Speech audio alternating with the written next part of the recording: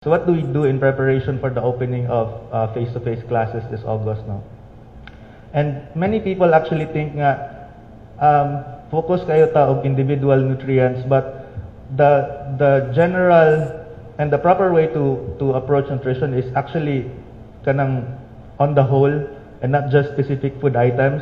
Actually rendered the 10 nutritional guidelines into the different languages in the Philippines, primarily initially in Tagalog, and they're now called 10 Kumain-mans. In fact, you can visit the NNC website and you can download all this information, and they're very helpful again.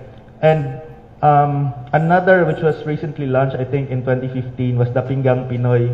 So it talks about what your plate should look like, no, emphasizing on fruits, vegetables, and not just kaya ka nalagi going back to la sigiratang junk food, sigiratang fast food.